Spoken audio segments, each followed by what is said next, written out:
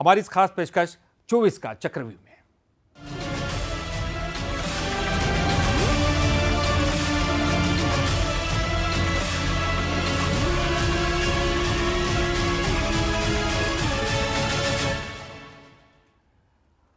लोकसभा चुनाव सिर पर है और एक बार फिर बैठकों और मंथन का दौर शुरू हो गया है। प्रत्याशी चयन को लेकर पार्टियों ने कवायद भी शुरू कर दी है, लेकिन इस बार चयन के फॉर्मूले की बात अगर करें तो कुछ अलग दिखाई दे सकता है। क्या कांग्रेस में सर्वे ही सब कुछ नहीं रहेगा और क्या बीजेपी के नए प्रयोग एक बार फिर से चौंका सकते हैं? देखिए हमारी एक खास रिपोर्ट।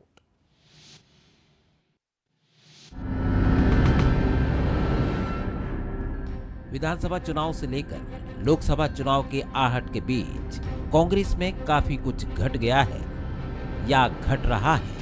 सियासत में कमलनाथ की स्टाइल पर चलने वाली कांग्रेस अब जीतू के हाथ में है। कॉरपोरेट कल्चर पर विश्वास रखने वाले कमलनाथ ने विधानसभा के उम्मीदवारों के चयन में सर्वे पर भरपूर भरोसा किया और ज्यादातर टिकट उसी आधार पर दिए गए, लेकिन नतीजों में सारे सर्वे ध्वस्त हो गए। लिहाजा अब कांग्रेस उम्मीदवार चयन की अपनी परंपरागत प्रणाली पर लौट आई है और मीटिंग्स का दौर जारी है। लेकिन कांग्रेस के सामने एक बड़ी चुनौती ये भी है कि उसके बहुत से नेता चुनाव लड़ना ही नहीं चाहते। 1977 का दौर भी मैंने देखा है बतौर एक कार्यकर्ता के लिए, तो उम्मीदवार कांग्रेस को नहीं मिलते उस बात से तो मैं जरा भी इत्तेफाक नहीं रखूंगा। विधानसभा में भी हमारे वहाँ 5000 से अधिक लोगों के आवेदन आए थे और लोकसभा की भी संख्या आपको दिखा देंगे कि कितने लोग, एक एक सीट से करीब करीब 10-10 लोग इस दौर में भी उम्मीदवारी के लिए उत्सुक है। इधर बीजेपी विधानसभा चुनाव के अपने टेस्टेड फॉर्मूले पर ही आगे बढ़ती दिख रही है, यानी उम्मीदवारों की लिस्ट में इस बार भी कुछ चौंकाने वाले नाम दिखाई पड़ सकते हैं। मंत्री नहीं बन पाए कुछ वरिष्ठ पूर्व मंत्रियों को मैदान में उतारा जा सकता है। जो पार्टी के लिए लगता है कि बेहतर चेहरा हो सकता है, पहली प्राथमिकता उसका चुनाव जीतना, उसकी स्वीकार्यता, ये दो विषय के साथ नए कार्यकर्ताओं को भी अवसर मिलता है। ये लगातार चलने वाली प्रक्रिया में है। इसलिए भारतीय जनता पार्टी 29 की 29 लोकसभा सीट मध्य प्रदेश से जीत करके माननीय मोदी जी को दे, इसकी तैयारी में हम सब लोग लगे। युद्ध हो या सियासत की जंग, आधी लड़ाई आप जंग के पहले की तैयारी से ही जीत लेते हैं और पिछले कुछ सालों में बीजेपी की सफलता का यही राज भी रहा है। अब नजर कांग्रेस पर है, लोकसभा चुनाव में वो अपनी साख बचाने भर की लड़ाई लड़ेगी या विधानसभा की लड़ाई से सीख लेकर कोई बड़ा चमत्कार करेगी। Bureau report, Bansal news. BJP ने 2023 के विधानसभा चुनाव में बम्पर जीत हासिल की है। 160 से भी ज्यादा सीटों पर परचम लहरा है, लेकिन कुछ सीटें हारी भी, कुछ बूथों पर बीजेपी कमजोर भी साबित हुई। ऐसे में बीजेपी का जो फोकस है वो अब हारे हुए बूथों पर है। हारे हुए बूथों को जीतकर 10% वोट शेयर बढ़ाने के इरादे से बीजेपी अब गांवों का रुख कर रही है। तो क्या है बीजेपी का गांव चलो अभियान और कांग्रेस क्यों कस रही है इस पर तंज? आइए देखते हैं हमारी इस खास रिपोर्ट। कमजोर बूथों पर बीजेपी का ध्यान, शुरू होगा गांव चलो अभियान। लोकसभा चुनाव से पहले बीजेपी जमीनी तैयारी में जुट गई है। बीजेपी गांव चलो अभियान चला रही है, जिसके तहत 9 फरवरी से कमजोर और हारे हुए बूथों पर जीत की तैयारी की जाएगी। पार्टी के दिग्गज नेता उन बूथों, वार्डों और गांवों में रात रुकेंगे जहां 23 के विधानसभा चुनाव में बीजेपी कमजोर रही। गांव की ओर बीजेपी का जोर, प्रदेश के सभी 65,000 बूथों तक पहुंचने की कोशिश। अभियान के दौरान गांव में रात रुकेंगे बीजेपी नेता। विधानसभा चुनाव के हिसाब से बूथों को 3 कैटेगरी में बांटा: बेहतर प्रदर्शन, विपक्ष की बराबरी और कमजोर बूथ। बेहतर प्रदर्शन वाले बूथों पर रात रुकेंगे कार्यकर्ता, बराबरी वाले बूथों पर संगठन के पदाधिकारी रुकेंगे। हारे हुए बूथों पर सीएम, मंत्री, विधायक और सांसद रात रुकेंगे। गांव में चौपाल लगाकर हर वर्ग के लोगों से चर्चा करेंगे, हितग्राहियों से मिलकर योजनाओं का फीडबैक लेंगे। बीजेपी का कहना है कि इस अभियान का मकसद लोकसभा चुनाव में विधानसभा चुनाव के मुकाबले हर बूथ पर पार्टी का वोट शेयर 10% बढ़ाना है। खासकर हारे बूथों पर बीजेपी का फोकस रहेगा। विधानसभा में 48% वोट मिले, जिसे बढ़ाकर 58% का लक्ष्य रखा गया है। अब ये गांव चलो अभियान केवल गांव तक नहीं सीमित रहता है, ये नाम है उसका गांव चलो अभियान, लेकिन सारे बूथों पर जो 65,000 बूथ हैं प्रदेश के, उन सब पर जहां हमें कम वोट मिला, क्यों मिला, वहां पर हम कैसे बढ़ाएंगे हमारा जनाधार, हम कैसे, क्योंकि हम भरोसा करते हैं लोगों तक पहुंच बनाने में, और लोग हम तक उनका समर्थन हमको मिले। बीजेपी 24 के रण में उतरने से पहले पूरी तैयारी करना चाहती है, तो कांग्रेस बीजेपी के इरादों पर सवाल उठा रही है। कांग्रेस का कहना है कि बीजेपी को जनता की नहीं बल्कि संगठन की चिंता है, और वादे पूरे करने की जगह संगठन को मजबूत करने पर ही ध्यान दिया जा रहा है। गांव चलो ये सिर्फ लोकसभा की तैयारी, कहा भी है कि लोकसभा जहां पे भाजपा हारी उन सीटों पर जाके ये लोग रात रोकेंगे। मैं बात ये कहना चाहता हूं कि आप जब अभी हाल ही में चुनाव जीते हो, आपने एक संकल्प पत्र जारी किया था, जनता ने आपको 163 सीटों का भारी बहुमत दिया है, आप वो वादे कब पूरे करेंगे? कि भाजपा की कथनी करनी में फर्क है, वो सिर्फ हमेशा राजनीति करते हैं, अपने संगठन को मजबूत करने का काम करते हैं, हकीकत में वो जनहित से उनका दूर दूर तक कोई लेना देना नहीं। बीजेपी का फोकस 24 पर है, और इस लक्ष्य को जीतने के लिए हारे हुए बूथों को भी जीतना जरूरी है। यही वजह है कि अब बीजेपी के दिग्गज गांव-गांव पहुंचकर बीजेपी के पक्ष में माहौल बनाएंगे। अब देखना होगा कि बीजेपी की ये जमावट 24 के रण से पहले कितनी कसावट कर पाती है। Bureau report, Bansal news. Madhya Pradesh की सियासी जमीन बीजेपी के लिए बीते 3 दशकों से उपजाऊ साबित हुई है। 2019 में बीजेपी ने 29 में से 28 सीटों पर कब्जा जमाया, तो कुछ सीटें ऐसी भी हैं जहां बीते करीब 30 साल से बीजेपी का लगातार कब्जा है। कांग्रेस ने कई कोशिशें की, हर बार उनकी जो कोशिश है वो नाकाम ही साबित हुई है। कौन से हैं बीजेपी के वो अभेद किले, और इन किलों को भेदने की क्या रणनीति बना रही है कांग्रेस, आइए इस पर भी नजर डालते हैं। लोकसभा चुनाव को लेकर देश में सियासी सरगर्मी बढ़ने लगी है। देश के राजनीतिक फलक पर इंडिया गठबंधन और उसके चुनावी प्रदर्शन को लेकर भी चर्चा का बाजार गर्म है। इधर मध्य प्रदेश की सियासी फिजा भी चुनावी रंग में सराबोर होने लगी है। पिछले 3 दशक से मध्य प्रदेश की राजनीतिक जमीन बीजेपी ब्रिगेड के लिए अनुकूल रही है। प्रदेश की 11 लोकसभा सीटें ऐसी हैं जिन पर करीब 3 दशक से बीजेपी ने अंगद की तरह पैर जमा रखा है।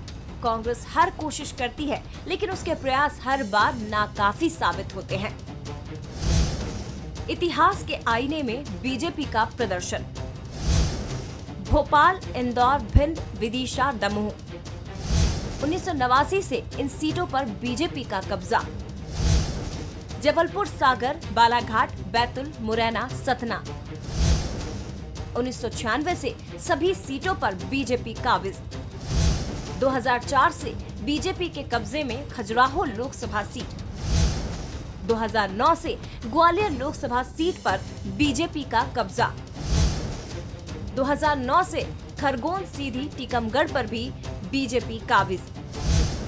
होशंगाबाद, रीवा, मंडला, शहडोल, राजगढ़, देवास, उज्जैन, मंदसौर, धार और खंडवा भी 2014 से बीजेपी की सीट है। गुना और रतलाम लोकसभा में भी 2019 में बीजेपी ने जीत हासिल की। सिर्फ छिंदवाड़ा सीट कमलनाथ के कब्जे में रही। 1997 के उपचुनाव में सिर्फ एक बार बीजेपी छिंदवाड़ा जीती। 1997 में बीजेपी के सुंदरलाल पटवा यहां से चुनाव जीते। 24 की चुनौती के लिए दोनों दल मैदान में हैं। प्रदेश स्तर पर बैठकों के साथ दिल्ली के नेता भी प्रदेश का रुख करने लगे हैं। बीजेपी का दावा है कि पीएम मोदी की गारंटी लोगों के सिर चढ़कर बोल रही है। प्रदेश के गांव-गांव में सिर्फ मोदी मोदी के नाम की गूंज सुनाई दे रही है। इधर कांग्रेस का कहना है कि पार्टी की अपनी तैयारी है और प्रदेश का मतदाता बहुत जागरूक है। देखिए, जनता गढ़ बनाती है और जनता ही गढ़ मिटाती है। 89 के पहले कांग्रेस को भी, हमको भी लगता, स्वीकार करते हैं कि हमारा भी पूरा देश गढ़ हुआ करता था, लेकिन आप देखें हम 50 सीटों पर सिमट जाते हैं, तो इस बात को स्वीकार करना चाहिए। और भारतीय जनता पार्टी जिस तरह के अभिमान में है, जिस तरह के घमंड में है, आप देखेंगे इस बार जनता उनका घमंड उतारेगी, क्योंकि महंगाई, बेरोजगारी, महिला सुरक्षा, किसानों की समस्या और बहुबेटियों के साथ अत्याचार ही बहुत बड़ी समस्याएं बन चुकी हैं। देखिए, कांग्रेस कितनी भी कोशिश कर ले, विधानसभा चुनाव में भी कांग्रेस ने खूब सपने देखे थे, सरकार बनाने के दावे किए थे, शपथ की तारीख तय कर दी थी। स्थिति क्या हुई? सफाया हो गया। कांग्रेस 66 सीटों पर सिमट गई। हुआ लोकसभा चुनाव में भी कांग्रेस की यही स्थिति होगी। लोकसभा में भी हम 29 में से 29 सीटें जीतेंगे।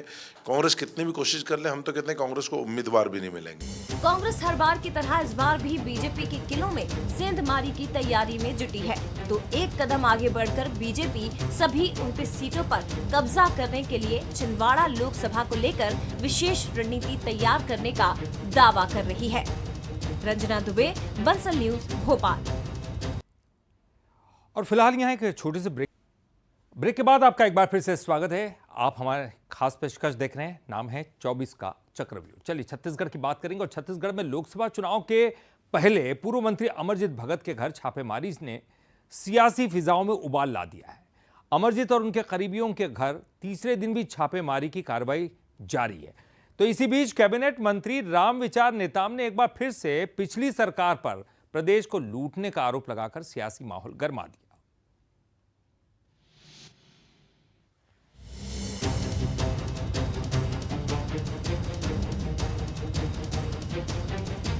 छत्तीसगढ़ के पूर्व मंत्री अमरजीत भगत आईटी की कार्रवाई के तीसरे दिन कुछ इस अंदाज में नजर आए। एकदम बेफिक्र, योगा किया तो शेविंग कर सूरत को चमकाने का काम भी किया। लेकिन इसी अंदाज ने सियासत में हलचल मचा दी है। बीजेपी ने हमला तेज कर दिया है, क्योंकि ये तस्वीर उस वक्त आई है जब अमरजीत भगत और उनके करीबियों के घर पर 3 दिन से आईटी की कार्रवाई जारी है। पूछताछ और दस्तावेजों की जांच जारी है। राशन घोटाले से लेकर कोल लेवी जैसे कई मामलों में घिरे पूर्व मंत्री अमरजीत भगत को अपने ही घर में कैद कर दिया गया। फिर क्या था? कैबिनेट मंत्री रामविचार नेताम ने कहा कि कांग्रेस की सरकार ने प्रदेश को लूटने का काम किया। सरकार में शामिल रहे लोगों का मकसद सिर्फ तिजोरी भरना रहा। बीजेपी ने जनता से भ्रष्टाचार के खिलाफ लड़ने का वादा किया है और उसी वादे को पूरा किया जा रहा है। खींच उतारेंगे, उनका खींच दिखता है। चोरी और सीना चोरी हमारी सरकार में तो नहीं चलेगा। हम लोगों ने कमिटमेंट किया है कि जो भी भ्रष्टाचारी हैं, जो भी गड़बड़ी किए हैं, तो कहीं न कहीं वो पकड़ में तो आएंगे। इधर कांग्रेस लगातार इसे बदलापुर की कार्रवाई बता रही है। कांग्रेस का कहना है कि बीजेपी राजनीतिक तौर पर कांग्रेस से सीधा मुकाबला नहीं कर पा रही, इसीलिए ईडी, सीबीआई और आईटी जैसी एजेंसियों का गलत इस्तेमाल कर हमारे नेताओं का चरित्र हनन किया जा रहा है। भाजपा के नेता और कार्यकर्ता राजनीतिक तौर पर कांग्रेस से सीधा मुकाबला नहीं कर पा रहे, इसीलिए ईडी, सीबीआई, आईटी जैसी केंद्रीय एजेंसियों का दुरुपयोग करके कांग्रेस के बड़े नेताओं का और विपक्षी दल के नेताओं का चरित्र हनन किया जा रहा है। जनमानस में गलत संदेश देने का प्रयास किया जा रहा है। भाजपा कुछ भी कर ले, 2024 में केंद्र से नरेंद्र मोदी सरकार की विदाई सुनिश्चित हो चुकी है। कांग्रेस के नेता और कार्यकर्ता डरने वाले नहीं हैं। लोकसभा चुनाव से ठीक पहले बिहार से झारखंड और अब छत्तीसगढ़ तक लगातार कार्रवाई जारी है। ऐसे में विपक्ष जहां टाइमिंग पर सवाल उठा रहा है, तो वहीं बीजेपी ने इसे भ्रष्टाचार के खिलाफ लड़ाई से जोड़ दिया है। अब देखना होगा कि आने वाले चुनाव में जनता इसे किस नजर से देखती है। गौरव शुक्ला, बंसल न्यूज, रायपुर। 10 फरवरी के बाद छत्तीसगढ़ में राहुल गांधी की भारत जोड़ो न्याय यात्रा एंट्री करने वाली है और कांग्रेस के जो तमाम नेता हैं वो तैयारियों में जुट गए हैं। छत्तीसगढ़ में क्या है इस यात्रा के मायने और आखिर इस पर क्यों छिड़ी है सियासी बहस, आइए समझते हैं। मणिपुर से शुरू हुई राहुल गांधी की भारत जोड़ो न्याय यात्रा फरवरी के दूसरे पखवाड़े में छत्तीसगढ़ में एंटर करेगी। यात्रा को लेकर तैयारियां जोरों पर है। कांग्रेस उत्साहित है और इस यात्रा के जरिए विधानसभा चुनाव की हार के बाद लोकसभा चुनाव में पार्टी का परफॉर्मेंस सुधार करने की कोशिश में है। यात्रा 7 जिले और 3 लोकसभा क्षेत्रों से होकर गुजरेगी। छत्तीसगढ़ में 526 किलोमीटर का तय करेगी सफर। यात्रा झारसुगुड़ा से रायगढ़ के रास्ते होगी एंटर। शक्ति कोरबा होते हुए अंबिकापुर से दूसरे राज्यों में पहुंचेगी। इस दौरान भारी भीड़ जुटाने से लेकर राहुल गांधी के ऐतिहासिक स्वागत की तैयारियां की जा रही हैं। कांग्रेस का कहना है कि ये जनता के अधिकारों की लड़ाई है। केंद्र सरकार लगातार जनता के मुद्दों से ध्यान भटकाने की कोशिश कर रही है और उसी के खिलाफ राहुल गांधी भारत जोड़ो न्याय यात्रा पर निकले हैं। वहीं बीजेपी भारत जोड़ो न्याय यात्रा को लेकर कांग्रेस पर तंज कस रही है। राहुल जी ने यात्रा उस मणिपुर से शुरू की है जहां पिछले 9 महीने से मोदी सरकार की उपेक्षा और मोदी सरकार की वोट डालो राज करो की नीति के तहत जो मणिपुर चल रहा है, उस मणिपुर से ये यात्रा निकली है और 14 राज्यों से होते हुए वो महाराष्ट्र में खत्म होगी। उस महाराष्ट्र में जहां लोकतंत्र का गला भारतीय जनता पार्टी के इशारे पर, केंद्र की मोदी सरकार के इशारे पर घूटा गया है। ये जो आंदोलन चला रहे हैं लोग, मुहिम चला रहे हैं भारत जोड़ो, ये पहले अपने आप को जोड़ ले, उसके बाद भारत जोड़ने का मुहिम चलाएंगे। ये अपने आप में असफल हैं और इनका कुछ होना नहीं है। कांग्रेस राहुल गांधी की यात्रा के जरिए तीनों लोकसभा सीटों में माहौल बनाने की कोशिश कर रही है, लेकिन पार्टी के लिए कार्यकर्ताओं को एक्टिव करना और नेताओं को एकजुट करना अभी भी बड़ी चुनौती है।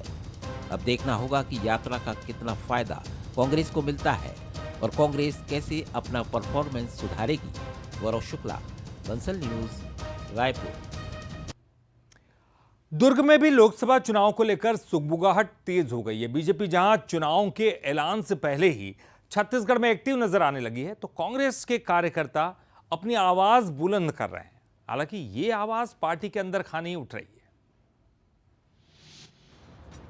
दुर्ग लोकसभा सीट, जिस पर फिलहाल बीजेपी का कब्जा है, पूर्व सीएम भूपेश बघेल का विधानसभा क्षेत्र भी इसी सीट का हिस्सा है, लिहाजा कांग्रेस की नजर भी इस पर रहती है। 2024 को लेकर सियासी बिसातें बिछनी शुरू हो गई हैं। बीजेपी पूरी तरह से एक्टिव नजर आ रही है, लेकिन कांग्रेस के अंदर कुछ अलग ही खिचड़ी पक रही है। चुनावी तैयारियों से इतर कांग्रेस नेता दबी आवाज में ही सही अपनी आवाज बुलंद कर रहे हैं। स्थानीय नेताओं का कहना है कि अगर 2024 में जीतना है तो नए सिरे से नए नेताओं को मैदान में उतारना होगा।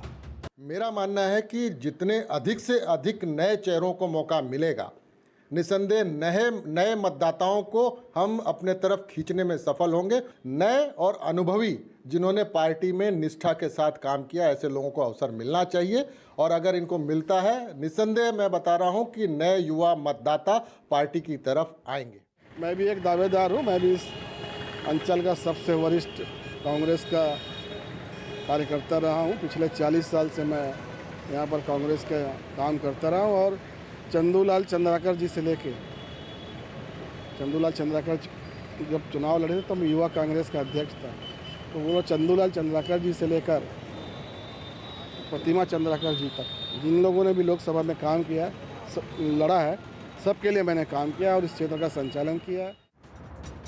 कांग्रेस पर अक्सर परिवारवाद के आरोप लगते हैं और इन नेताओं का दर्द भी कुछ इसी तरफ इशारा करता है। वहीं बीजेपी विधानसभा चुनाव के नतीजों से उत्साहित है। लोकसभा सीट में शामिल 9 विधानसभा सीटों में से बीजेपी ने 7 पर जीत हासिल की है। डिप्टी सीएम विजय शर्मा का कहना है कि हमने लोकसभा की तैयारी शुरू कर दी है और कांग्रेस के लोग इस चुनाव से पीछे हटते जा रहे हैं। भाजपा का चुनाव शुरू हो गया। हमारे कार्यकर्ता आज से ही घर घर घूमकर माननीय मोदी जी के लिए कमल के निशान पर वोट मांगना शुरू कर देंगे। हाँ, वो तो पीछे हट जा रहे हैं, कह रहे हैं कि मैं चुनाव नहीं लड़ूंगा करके, ऐसे कई लोग कह रहे हैं। क्या कारण है? मुझे ये लगता है कि जनता से भय है उन्हें। दुर्ग को जीतने की लड़ाई दिलचस्प होगी, इसमें 2 राय नहीं है। बीजेपी पूरी तरह अपने दुर्ग को बचाने के इरादे से मैदान में है, तो कांग्रेस अंदरूनी कलह से जूझ रही है। अब देखना होगा कि कैसे कांग्रेस बीजेपी को उसके ही दुर्ग में चुनौती देती है। रॉबिन ठाकुर, बंसल न्यूज, दुर्ग। तुम्हारी इस खास पेशकश 24 का चक्रव्यूह में फिलहाल के लिए इतना ही। बंसल न्यूज पर खबरों का सिलसिला लगातार जारी है।